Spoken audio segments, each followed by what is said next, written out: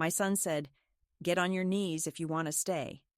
The words hit me like a winter wind cutting through a cracked window pane, cold and unforgiving, leaving nothing but the sharp sting of disbelief and a growing ache in my chest. I didn't expect such cruelty from him, not from the boy whose small hand I once held tightly as he took his first steps, the same hand I carefully guided through life's early confusion and challenges. I kicked the chair out from under him, not literally, because that would have been a physical act of rebellion I was too weary to commit. But in my mind, in that quiet, fierce moment, I pushed back against the weight of his command with all the strength my body and spirit could muster. It was the breaking point of years of subtle erosion, the culmination of silences and sideways glances, of being shuffled into corners and forgotten rooms. Now, at 78 years old, I find myself living alone in a small, dimly lit room of a boarding house that overlooks a narrow alley framed by the skeletal branches of winter trees. A place I chose because it offers quiet and distance from the wounds of my past. A place where I can finally breathe without the burden of being unseen or unheard. I wasn't always alone. For decades, my life was intertwined with the lives of my children and grandchildren, a tapestry woven from the threads of shared memories, family dinners, and the steady rhythm of caregiving and love, or at least what I believed was love. But that tapestry began to unravel slowly, thread by thread, until it was little more than frayed edges and empty spaces. I remember the winter evening when I first felt the coldest chill of rejection, not just in my bones, but in the way my son looked at me. A look that carried the weight of unspoken words and long-held resentments. I had come to stay with them after a fall had made my small home too difficult to manage, trusting that their arms would catch me when I stumbled, that their walls would shelter me from loneliness. Instead, I found their home rearranged to exclude me, a place where my presence was a problem to be managed, a burden to be hidden away behind polite smiles and whispered conversations. The furniture shifted, the air grew thinner, and the smiles never quite reached their eyes. The phrase, "Get on your knees if you want to stay," was not just a command, but a verdict. A final judgment passed in the dim light of their kitchen while other family members buzzed around, unaware or unwilling to intervene. It was a moment that crystallized everything I had begun to suspect but dared not fully acknowledge. The truth that I was no longer welcome, that my existence in their lives was conditional upon my submission, my silence, my invisibility. Yet, despite the humiliation and the sting of betrayal, I understood that this was not simply about one harsh phrase or one bitter night. It was the inevitable result of years spent bending to others' wills, of sacrifices made without thanks, of my identity being slowly dissolved into the shadows cast by their convenience and discomfort. I recall the early days of that winter with vivid clarity, the way the light fell through the curtains in the mornings, the muffled sounds of life happening around me as I sat quietly in a corner of the living room, a ghost in a house filled with noise. I was allowed the guest room, which felt more like a holding cell than a refuge, cold and sterile with walls painted an unforgiving white and a bed dressed in linen so thin it offered no comfort. My belongings were reduced to a small suitcase, which I unpacked and packed again in a daily ritual that seemed to mark time more than settle into a home. The kitchen table, once a place of warmth and laughter, became a battleground of clipped sentences and withheld glances. My attempts to join conversations were met with polite nods or sudden distractions. I learned to speak softly, to move like a shadow, to keep my needs hidden behind a smile that masked the growing ache of isolation. In those months, I was a presence that needed to be managed. My medication was sorted without my input, my favorite chair replaced by a folding stool deemed more practical.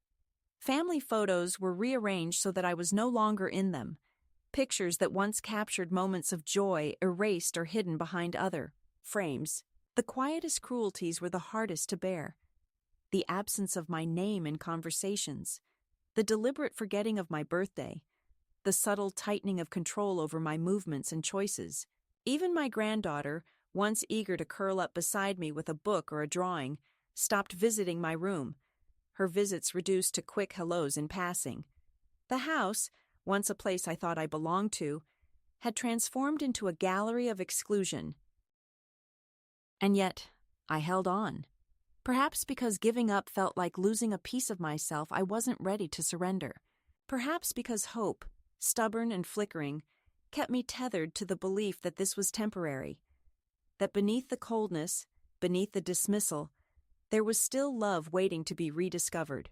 I remembered the days when I baked scones for their birthdays, when my hands wiped tears from scraped knees, when my voice read bedtime stories long after my own eyes grew heavy with sleep.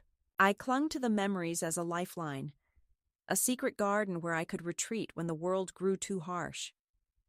But that night, when my son uttered those words, the fragile threads of hope snapped. It was not just a call to submission. It was a demand for erasure. To get on my knees was to admit defeat, to disappear beneath the weight of their expectations and shame. And in that moment, I felt something inside me break free. I realized that I would not comply. I would not shrink into the shadow they wished me to be. The chair, though absent in the physical sense, became a symbol of resistance. Kicking it out from under him was an act of reclaiming dignity, of refusing to be small. Since then, I have lived apart from them, navigating the quiet spaces of independence and rediscovery. My room in this boarding house may be modest and overlooked, but it is mine. The window, though dirty and streaked with rain, lets in a sliver of light I welcome every morning. Here, I am learning to breathe without apology, to hold my own name without hesitation, to remember who I am beyond the roles assigned to me by family or society. The journey has been lonely and at times unbearably painful, but it is also a journey toward freedom, toward a life chosen rather than endured. I am not bitter, though the scars remain. I speak of this not to seek sympathy, but to tell the truth of a woman who was both invisible and indomitable. My story is one of quiet rebellion, of finding strength in silence, of reclaiming a life that was almost lost to the shadows of expectation and neglect. If this reaches another woman who feels unseen, unheard, or unworthy, know this: your voice matters. Your place is not defined by the acceptance of others, but by the courage to stand, even when the ground beneath you shakes. And sometimes standing means kicking away the chair that tries to hold you down. The moment when everything shifted was not marked by a grand confrontation or an explosive argument, but by a quiet, deliberate act that shattered the fragile illusion I had clung to for so long. It was a cold evening in late November, the sky a dull gray that seemed to press down on the city like a weight. I had been living with my son and his family for several months by then, ostensibly as a temporary arrangement while I recovered from my fall. Each day, I tried to convince myself that things would improve, that my presence was tolerated out of love or duty, and that one day I would be welcomed not just as a guest, but as a mother and grandmother again. But the reality was a slow, relentless erosion of my dignity, and that evening it culminated in a moment of raw cruelty that I will never forget. The house was filled with the hum of preparations for a dinner party. My daughter-in-law moved briskly through the rooms, arranging plates and glasses with a precision that left no room for mistakes or interruptions. My son paced near the kitchen doorway, his face tight with impatience. I sat quietly in the living room, clutching a worn shawl around my shoulders, trying to make myself as small and invisible as possible. The children were upstairs, their laughter muffled but faintly audible, a cruel reminder of the life that was continuing without me fully part of it. I thought about rising to help, to set the table or pour drinks, but a glance from my son stopped me, a look that said, without words, that I was neither needed nor welcome. Then, when the chatter had died down and the other guests had arrived, the inevitable moment came. My son found me in the kitchen, standing by the counter as I washed a few glasses left over from the afternoon. His voice was low but firm, the kind of voice that commands obedience rather than invites conversation.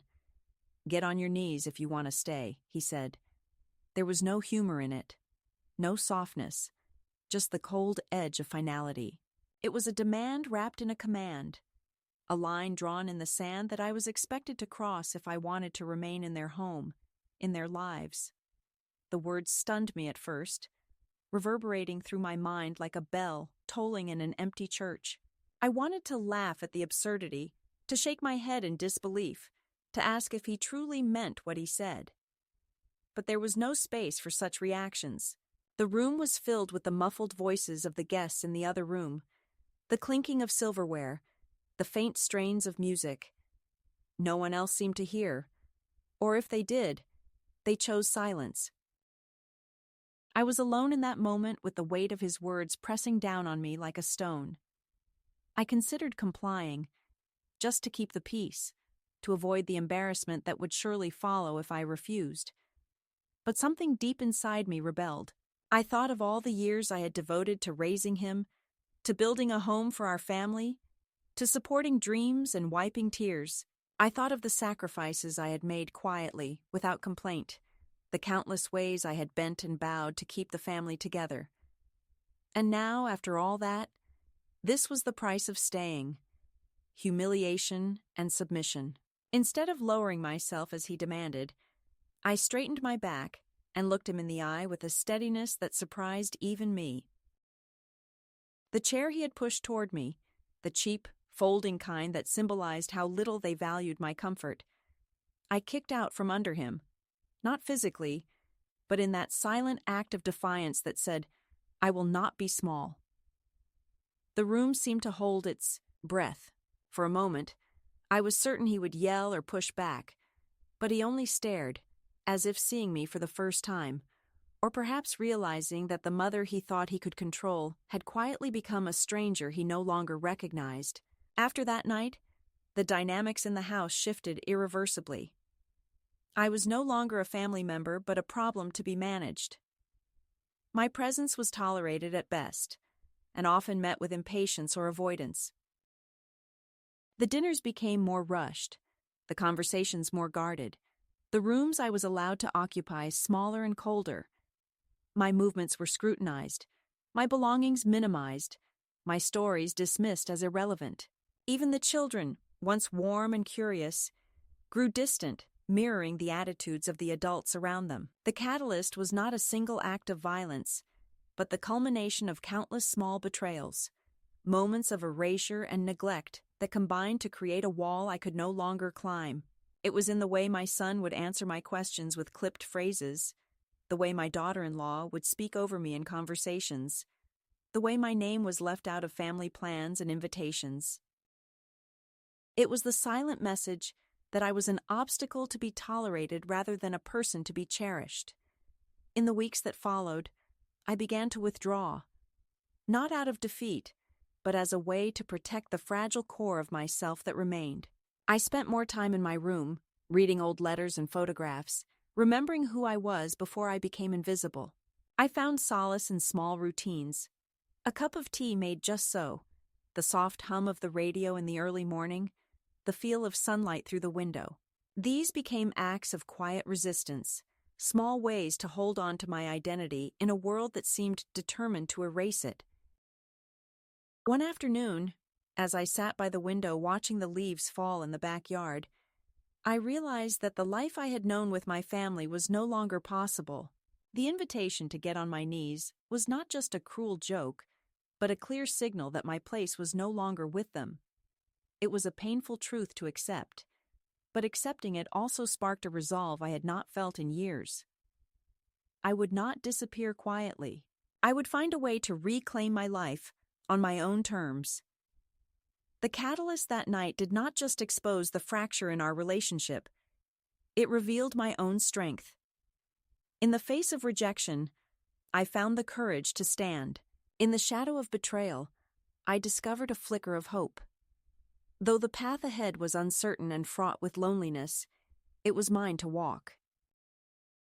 And walking it meant leaving behind the expectations, the hurt, and the silence that had defined too many years. That evening was a turning point, a moment when the old story ended and a new one began, one written not by the hands of those who sought to control me, but by my own. It was the moment I chose to stop waiting for permission, to stop hoping for acceptance, and to start choosing myself. After the night my son delivered that cruel ultimatum, life did not immediately transform in a dramatic or obvious way. There were no fiery arguments or doors slammed in my face. Instead, the change crept into my existence like a slow, relentless fog that gradually swallowed everything familiar and safe. The first escalation of my isolation unfolded not in grand gestures, but in the subtle, almost imperceptible shifts that chipped away at my presence and my sense of belonging until I became a shadow among the living. It was in the quiet rearrangement of our lives, the silences that hung longer than before, and the gentle but firm walls that rose between me and the family I had once known so intimately. In the days following that evening, I noticed the smallest things begin to disappear, or more accurately, to be taken away from me under the guise of practicality and care. My favorite mug, the one with the delicate floral pattern that I had used for years, was suddenly nowhere to be found. When I asked about it, my daughter-in-law smiled politely but without warmth and said it was put away for safekeeping because it was fragile and didn't fit with their new kitchen aesthetic. It was a small thing, but it felt like a quiet message. The things I loved, the things that marked me, were no longer considered important in this house. My belongings were minimized bit by bit, packed into boxes or relegated to the back of cabinets, out of sight and out of mind. Meals, once the lively heart of our family, became mechanical affairs. The dinner table was set without me. Conversations carefully steered away from topics I might want to contribute to, my presence acknowledged only when necessary. I learned to listen quietly, to let the words wash over me without reaching in to claim space or share my own stories. I watched my son's eyes flicker away when I tried to make a point, the way his smile would tighten as if I had said something unwelcome. The effort to belong became exhausting. The old familiar rituals of family life turned into performances in which I was a guest star, whose lines were often forgotten or cut. The children, once the bright lights of my days, began to mirror the adults around them in their avoidance. My granddaughter, who had once loved to curl up beside me with a book or a drawing, stopped coming to my room. Her visits became brief and infrequent, replaced by hurried hellos on the way past, or whispered phone calls I was no longer included in. I saw the change in her eyes, not out of malice, but perhaps out of confusion and loyalty to the world she was growing into, a world where I no longer seemed to have a place. The house felt less like a home and more like a stage where I was expected to play a part that did not include genuine connection or affection. There was a tightening of control over even the smallest aspects of my life. My medication, once managed with my input, was now organized and dispensed without my consent. Pills were counted and distributed on a schedule that suited their routines rather than mine. I was told it was for my own good, a form of care disguised as control. The pantry cabinets were locked, the keys held by my daughter-in-law, who said it was to prevent confusion and to keep the household running smoothly. The allowance I received from my pension, which I had always managed carefully, was now helped by them with money given to me in smaller controlled amounts, as if I could no longer be trusted with my own finances. These actions were framed as kindnesses, but to me, they felt like cages, small but unyielding, designed to confine rather than to nurture. Even the language used around me changed.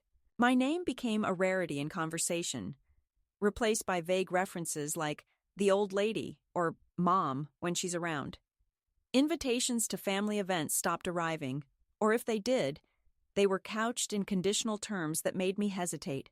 I was told about gatherings after they had occurred, or asked not to come because it would be easier for everyone.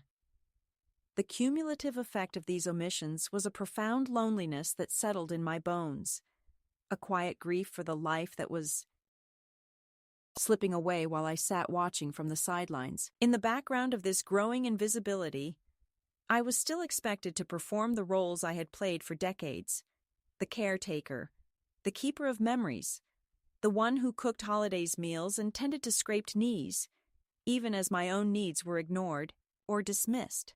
There was no recognition of the toll this erasure took on me, no space for my pain or my anger.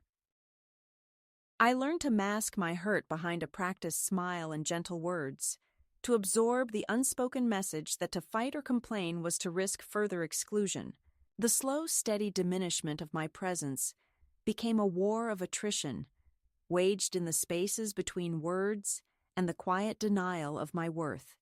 Yet even as the walls closed in, a small stubborn part of me resisted.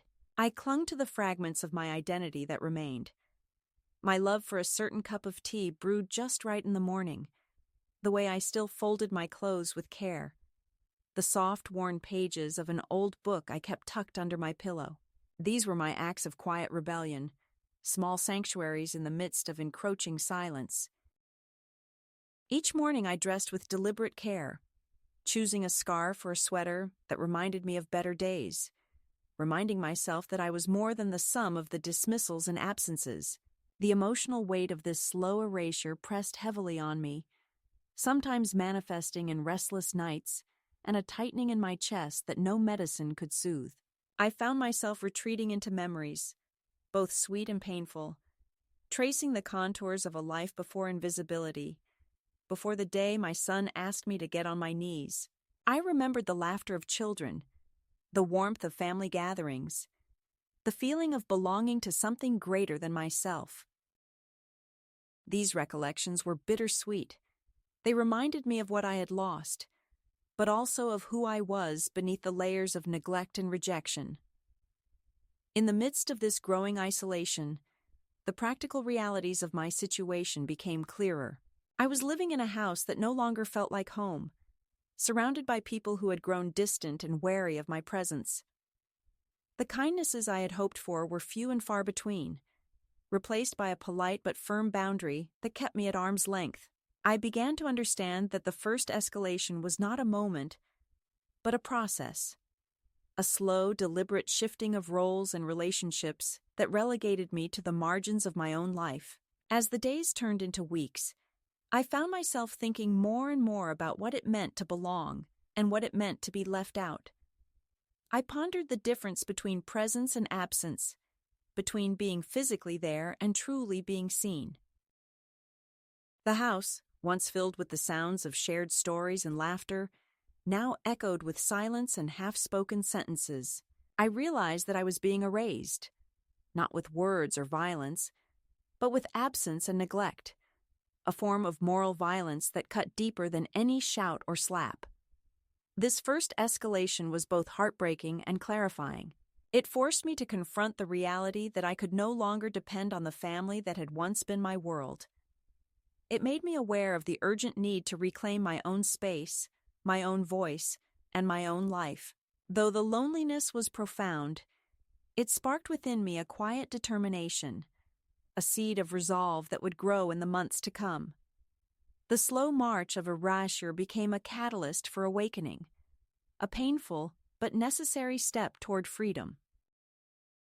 I began to observe more keenly, to listen not just to the words spoken, but to the silences, the looks exchanged behind my back, the changes in tone and behavior. I noted how the house was rearranged, not for my comfort, but for the convenience of others. I watched as my stories were dismissed, my opinions ignored, and my presence tolerated only when convenient. Each small act of exclusion added up to a mosaic of abandonment, painted not with harsh strokes, but with the quiet colors of neglect. And yet, within this quiet storm, I found moments of unexpected grace. Sometimes, in the stillness of early morning or late at night, I would catch a glimpse of myself in the mirror. A woman who had endured much, and yet still held on. I saw the lines on my face not just as marks of age, but as maps of resilience and survival. I felt the steady beat of my heart as a reminder that I was still here, still capable of choosing, still worthy of love and respect. The first escalation was the slow unraveling of a life I had thought secure, but it was also the beginning of a journey back to myself. It revealed the fractures in my family and in my own sense of identity, but it also ignited a quiet fire that would not be extinguished. In the face of erasure and invisibility, I began to find my voice again, not in loud declarations or angry confrontations, but in the small, steady acts of reclaiming my space, my dignity, and my right to be. This part of the story is not just about loss, but about awakening, the painful but powerful realization that to survive, I must first see myself clearly and refuse to be diminished. It is the moment when I begin to understand that the path forward will require strength, patience, and a willingness to stand alone if necessary. And it is the foundation on which the rest of my story will be built. The moment that marked the true turning point in my story was not heralded by a grand epiphany or a dramatic confrontation, but by a quiet realization that began to take root deep inside me, like the first tentative shoots of spring pushing through the cold, unyielding earth after a long, harsh winter. It was during one of the many evenings I spent alone in the guest room of my son's house, a room that felt more like a cell than a refuge, where the walls seemed to close in with every passing day, and the silence was so thick it pressed against my ears. I sat there, clutching an old photograph of my late husband and me on our wedding day, the edges worn and the colors faded, but the smiles still vivid and full of promise. It was in that quiet, solitary moment that I began to see beyond the shadow of rejection and neglect that had enveloped me for so long, and to glimpse a possibility of reclaiming my life, not as an afterthought or a burden, but as a woman who still had the strength to choose her own path. The catalyst for this shift came in the form of a forgotten piece of paper I found tucked away in a drawer, yellowed with age but still legible. It was the deed to the house my late husband and I had purchased together decades ago, a document I had long assumed was lost or irrelevant. As I traced the familiar signatures and dates, a surge of clarity washed over me, despite the years of absence and the subtle erasure of my presence in the family home. My name was still there, etched in legal ink alongside my husband's, a testament to a claim I had never relinquished. This simple truth was a lifeline, a tangible proof that I had not been as invisible or powerless as I had been made to feel. It was a reminder that I had once held, and could still hold, a stake in the foundation of this family and my own life. Armed with this knowledge, I began to plan quietly, deliberately.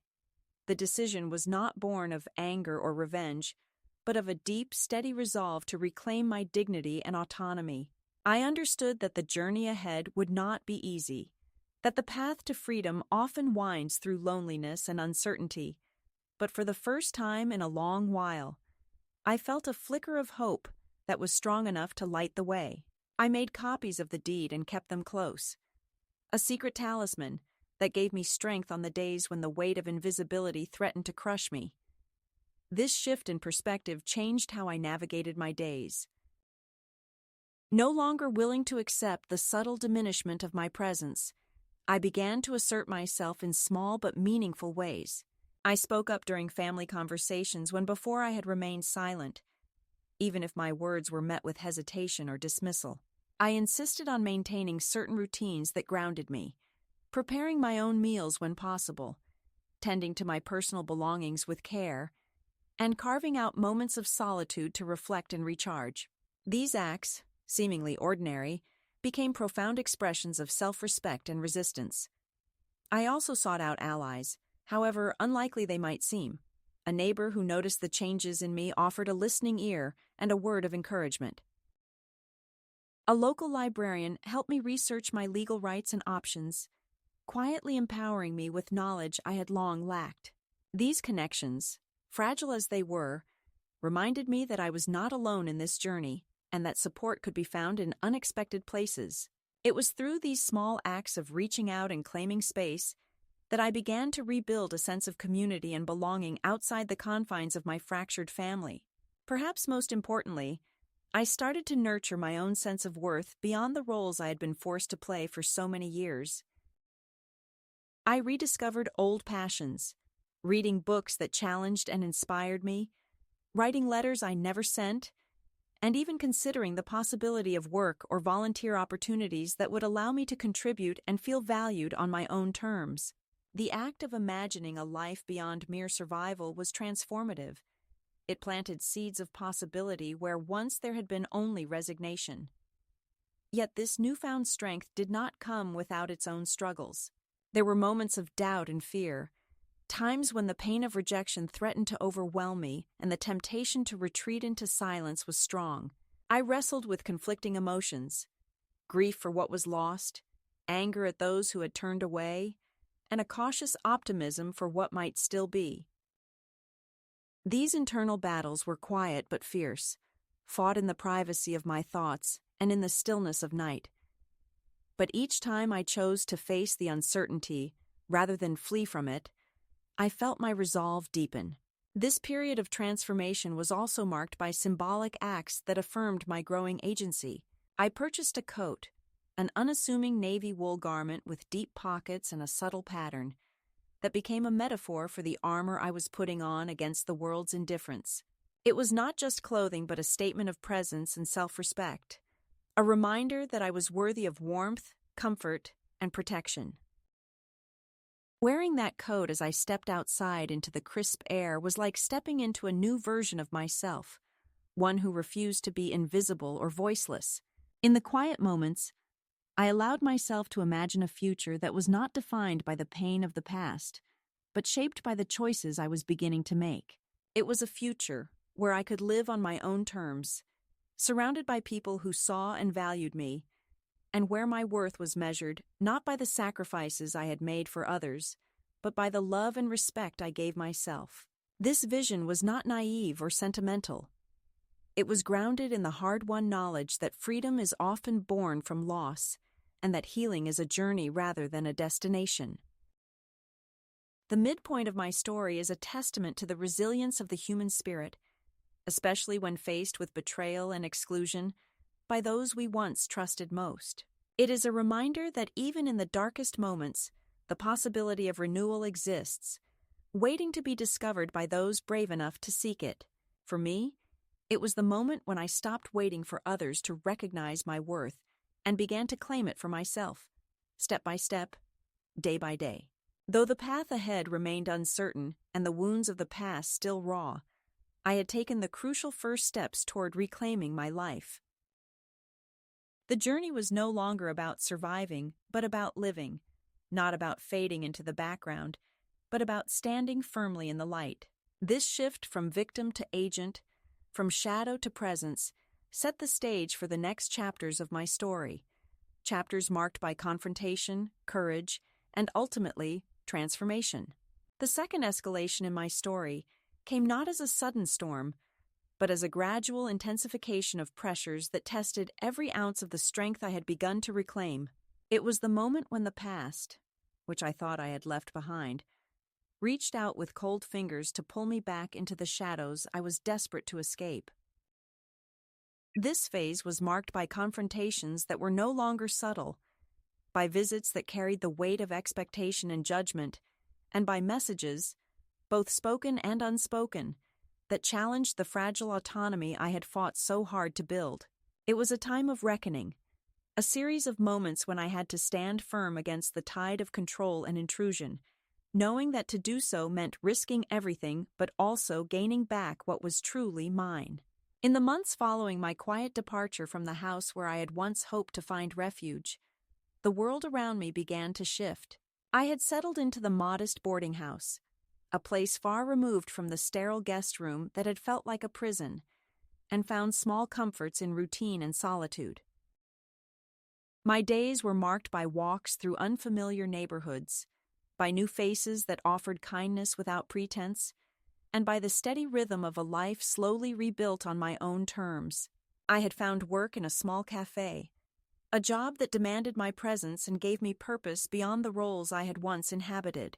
It was a life stripped of pretense but rich in authenticity, a life where I was no longer a shadow, but a woman standing quietly in her own light.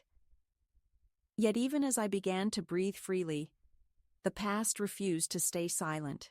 The first sign was a letter, slipped under the door of my small room one afternoon. It was from Kieran, my oldest grandchild, the one who had always reached out without hesitation, the one who still remembered the warmth of my presence and the comfort of my stories. His letter was a lifeline, filled with concern and longing, but it also carried the tremors of the family storm that raged behind the scenes. He wrote of the chaos at home, of the anger and confusion that my disappearance had sparked, and of his own hope that I was safe. His words were a balm to my weary heart, and a reminder that, even amid rejection, threads of connection remained. Shortly after, the front door of the cafe where I worked swung open one rainy afternoon, and I saw her, Lisa, my daughter-in-law, standing there like a ghost from a life I was trying to leave behind. Her presence was sharp and unexpected, the air around her charged with a mixture of apology and accusation. Heather, my supervisor, whispered a warning, but I chose to face the moment with quiet strength. Lisa's eyes searched mine as she spoke, her voice low and hesitant, as if she were stepping carefully over fragile ground. She claimed panic and misunderstanding, spoke of the family's worry, and of their attempts to reach me that had gone unanswered. She brought with her an envelope, thick with contents that spoke of both practical concerns and veiled demands. A financial request for Kieran, a plea for reconciliation wrapped in careful words. It was the beginning of a slow, relentless push to pull me back into the roles I had shed. The compliant mother, the available grandmother, the silent participant in their carefully constructed lives. Adam, my son, soon followed with his own efforts. He sent letters marked by a brittle politeness that barely concealed frustration and disappointment. He hired a lawyer, Derek Sorensen, who arrived with formalities and legal language, speaking of well-being and next steps, trying to impose control under the guise of concern. These intrusions were more than mere reminders of my past. They were attempts to wrest power from me, to dictate the terms of my life and silence my newfound independence. I met these advances with a calm that belied the storm they stirred within me. The lawyer's visit was a confrontation I had anticipated but not welcomed. He came to assess, to question, to insinuate that I was vulnerable and in need of their protection. I listened patiently, refusing to be cowed by his formal tone and carefully chosen words. When he suggested that a facility might be more suitable for me than the boarding house, I saw through the thin veneer of concern to the underlying desire to control and confine. I made it clear, firmly and without hesitation, that I was neither a pet to be managed nor a problem to be solved. My life was mine, and no one would decide otherwise without my consent. Alongside these confrontations came the public spectacle of the newspaper article that appeared in the community section of the local paper. It was a story framed by the family's voice, a carefully curated narrative of worry and loss that painted me as a missing matriarch, vulnerable and in need of rescue. The photograph used was from years ago, chosen to evoke sympathy rather than recognition. Reading the article, I felt a mixture of amusement and disgust. Their portrayal was a performance designed to elicit pity and justify their actions, but it failed to capture the truth of my experience, the years of invisibility, the betrayal, and the courage it took to walk away. This public airing of private matters brought mixed reactions.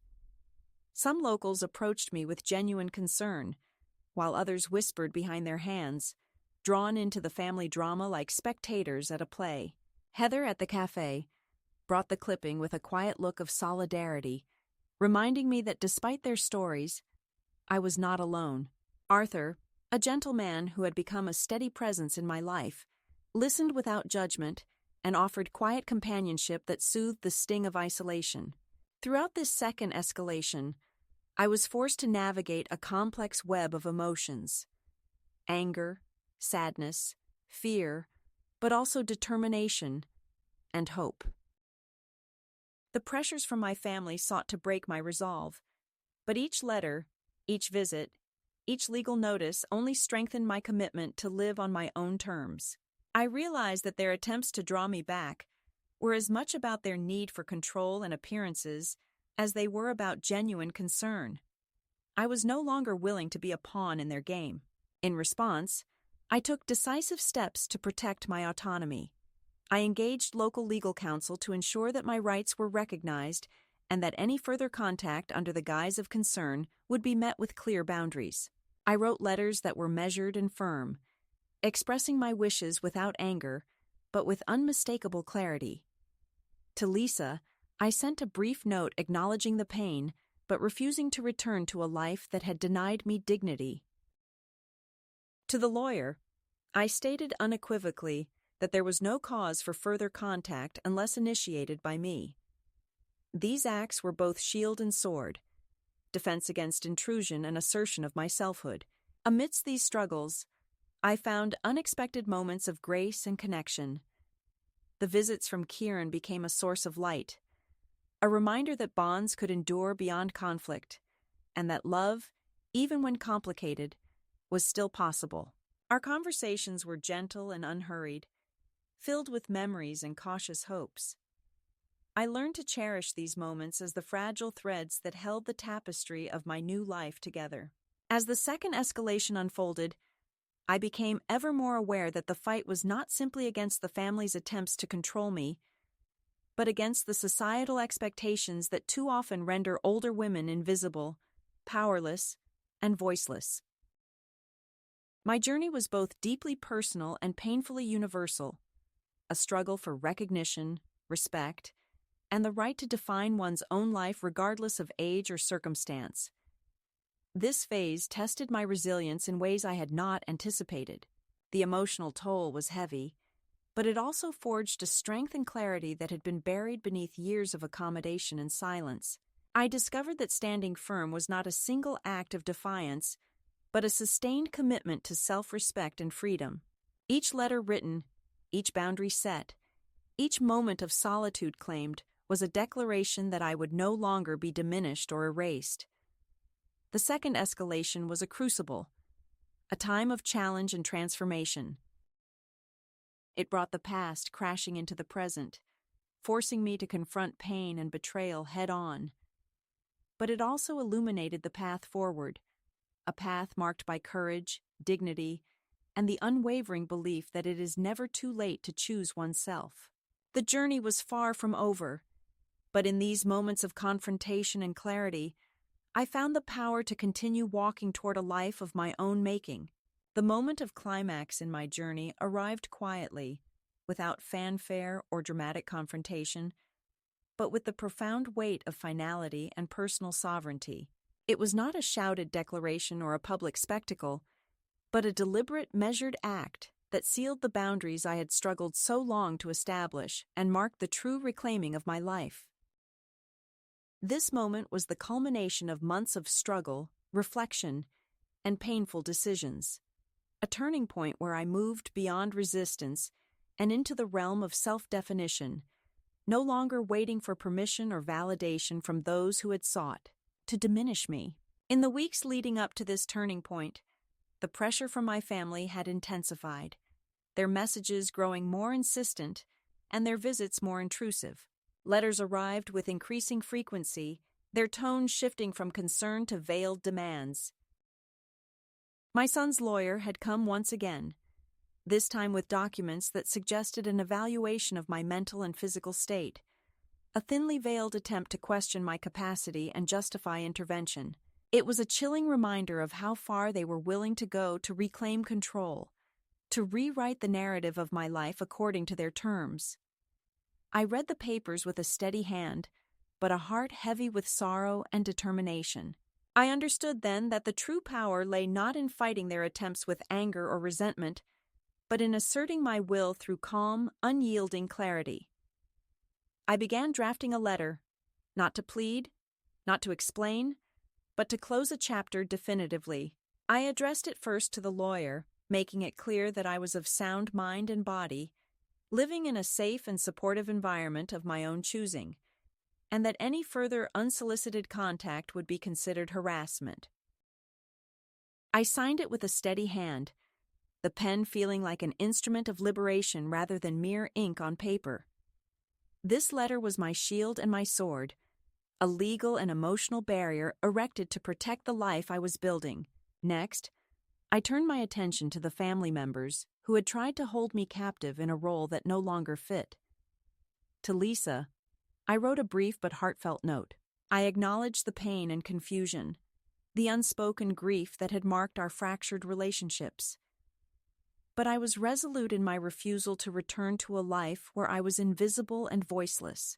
I told her plainly that I was not angry but done, that I would no longer wait for their acceptance or permission to live.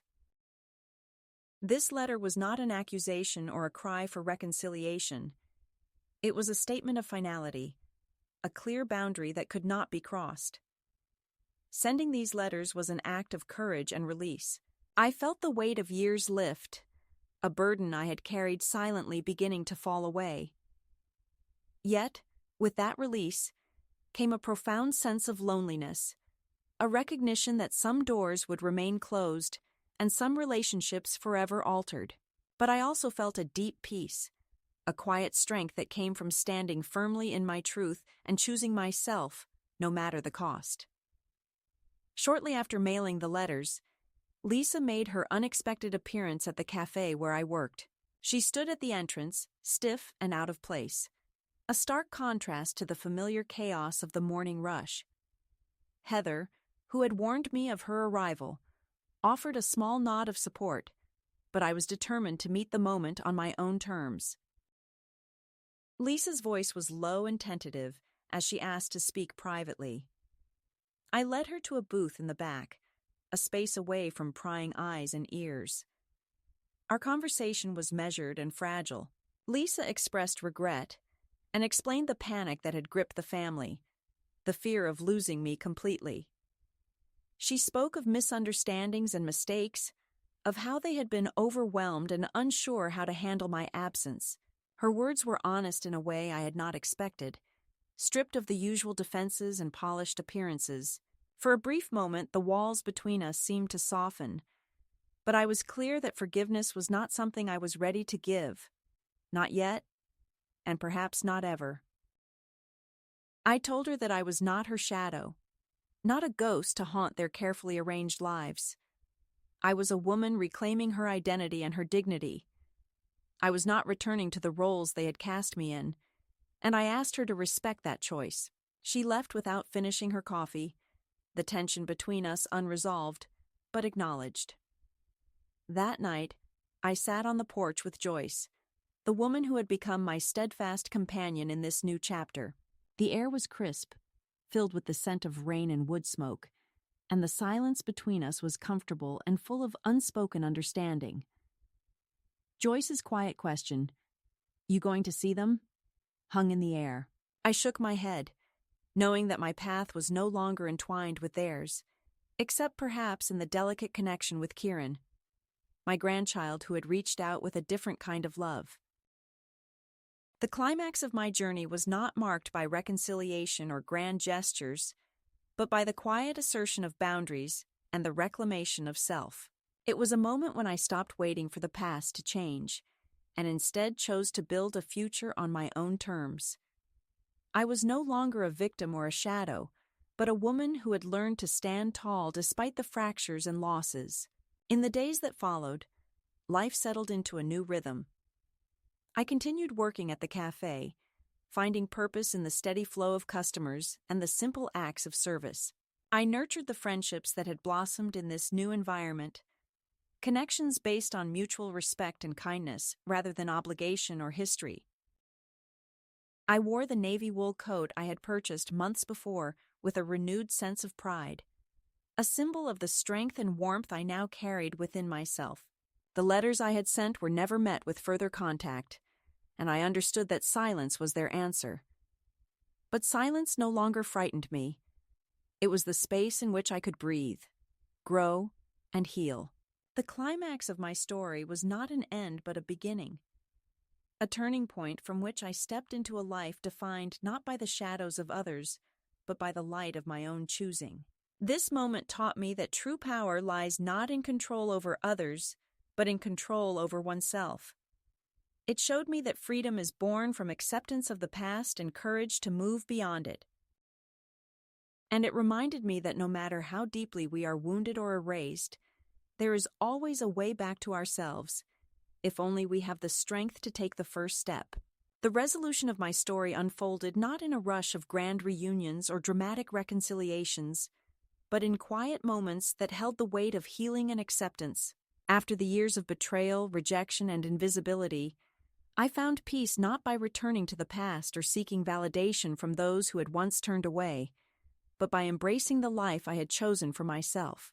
It was a slow, steady process of rebuilding, not a restoration of what was lost, but the creation of something new, grounded in self-respect and quiet dignity.